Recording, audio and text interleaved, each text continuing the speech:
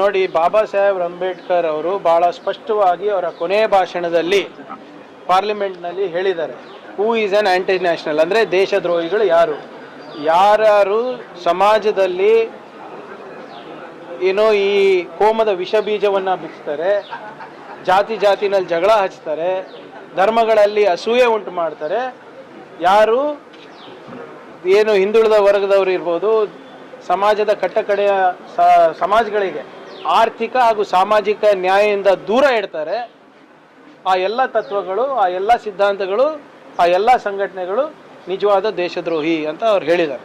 ದಯವಿಟ್ಟು ಅದು ಸ್ಪೀಚ್ ಓದಿ. ಈ ಸಂದರ್ಭದಲ್ಲಿ ಕೋಮದ ವಿಷ ಬೀಜವನ್ನು ಬಿತ್ತಾ ಇರೋದು ಯಾರು, ಧರ್ಮಗಳಿಗೆ ಜಗಳ ಹಚ್ತಾ ಇರೋದು ಯಾರು, ಯಾರೇ ಇರ್ಬೋದು ಸಂಘಟನೆಗಳು, ಅದು ಯಾವುದೇ ಧರ್ಮಕ್ಕಿರ್ಬೋದು, ಅವರೆಲ್ಲರೂ ಕೂಡ ನಿಷೇಧ ಮಾಡಬೇಕು ನನ್ನ ಪ್ರಕಾರ. ಯಾರು ನಮ್ಮ ದೇಶದ, ನಮ್ಮ ರಾಜ್ಯದ ಮತ್ತು ನಮ್ಮ ಸಮಾಜಗಳ ಆರ್ಥಿಕ ಹಾಗೂ ಸಾಮಾಜಿಕ ಪ್ರಗತಿಗೆ ಹಿನ್ನಡೆ ಆಗ್ತಾರೋ ಆ ತತ್ವ ನಮಗೆ ಬೇಡ. ಬ್ಯಾನ್ ಅಂತ ಮೆನ್ಷನ್ ಮಾಡಿಲ್ಲ. RSSನ ಚಟುವಟಿಕೆಗಳು ಸರ್ಕಾರ ಇದರಲ್ಲಿ ನಿಷೇಧ ಮಾಡಬೇಕು ಅಂತ ಹೇಳಿದ್ರಿ. ಎಐಸಿಸಿ ಅಧ್ಯಕ್ಷರ ಬ್ಯಾನ್ ವಿಚಾರ ಬಗ್ಗೆ ಮಾತಾಡಿದ್ರು. ಸೊ ಕಾಂಗ್ರೆಸ್ನಲ್ಲಿ ಈ ವಿಚಾರದಲ್ಲಿ ಫರ್ಮ್ ಸ್ಟ್ಯಾಂಡ್ ಇಲ್ಲ. ಫರ್ಮ್ ಸ್ಟ್ಯಾಂಡ್ ಇಲ್ಲ ಅಂದರೆ ಹೇಗೆ? AICC ಅಧ್ಯಕ್ಷರು ಯಾರು? AICC ಅಧ್ಯಕ್ಷರು ಹೇಳಿದ್ಮೇಲೆ ಇನ್ನೇನ್ರಿ ಫರ್ಮ್ ಸ್ಟ್ಯಾಂಡ್? ನಿನ್ನೆನೇ ನಾನು ಹೇಳಿದ್ದೀನಿ. ನೋಡಿ, ಬ್ಯಾನ್ ಅಂತಲ್ಲ, when they are not even registered, ಎಲ್ಲಿ ಹುಡ್ಕೊಂಡು ಹೋಗ್ತೀರಾ ಅವರಿಗೆ? ಅವರಷ್ಟು ಹೇಡಿಗಳೇ ಯಾರಿಲ್ಲ. ರಿಜಿಸ್ಟ್ರೇಷನ್ ಯಾಕ್ರಿ ಮಾಡ್ತಾ ಇಲ್ಲ? ಈಗ ಏನೋ ಒಂದು ದೊಡ್ಡ ಅನಾಹುತ 250 ಕಡೆ ನಾವು ಪಥಸಂಚಲನ ಮಾಡ್ತೀನಿ ಅಂತ ಹೇಳಿದವರು ಬರೇ ಮಾಹಿತಿಗಾಗಿ ಕೊಟ್ಟಿದ್ದಾರೆ, ಪರ್ಮಿಷನ್ನೇ ಕೇಳಿಲ್ಲ. ನಾನು ಯಾಕೆ ಪರ್ಮಿಷನ್ ಕೇಳಿಲ್ಲ ಅಂತ ಕೇಳ್ತಾ ಇರೋದಷ್ಟೇ. 100 ವರ್ಷದಲ್ಲಿ ಎಲ್ಲೂ ಕೂಡ ಮಾಡಿದಾಗ ಎಲ್ಲೂ ಈಗ 100 ವರ್ಷ ಇಲ್ಲಪ್ಪ, 100 ವರ್ಷ ಮಾಡಿಲ್ಲ ಅಂತ 101ನೇ ವರ್ಷನೂ ಮಾಡ್ಬೇಕಂತ ಏನಾದರೂ ಇದೆಯಾ? ಸರ್ದಾರ್ ಪಟೇಲ್ ಅವರು ಬ್ಯಾನ್ ಮಾಡಿದ್ರು, ಒಪ್ತೀರಾ? ಯಾಕೆ ಇವರು ಆ ಬ್ಯಾನನ್ನು ತೆಗೆದಿದ್ದು?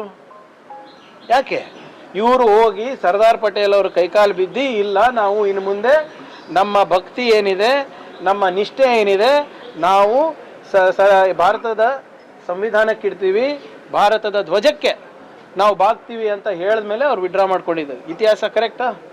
ಅದಾದಮೇಲೆ ಇಂದಿರಾ ಗಾಂಧಿ ಅವರ ಎಮರ್ಜೆನ್ಸಿ ಬಂದಾಗೂ ಕೂಡ ಇದೇ RSS ಅವರು, ದಿಯೋರಾ ಅವರು, ಅವಾಗ ಏನೋ ಸರ್ಸಂಚಾಲಕಿದ್ರು, ಅವರು ಏನೇನು ಪತ್ರಗಳು ಬರ್ತಿದ್ದಾರೆ ಇಂದಿರಾ ಗಾಂಧಿ ಅವರಿಗೆ, ಎಮರ್ಜೆನ್ಸಿಯನ್ನು ಶ್ಲಾಘಿಸಿ ಬರ್ತಿರೋದಂತ ಪತ್ರಗಳು ಓದಕ್ಕೆ ಹೇಳಿ RSS ಅವರಿಗೆ.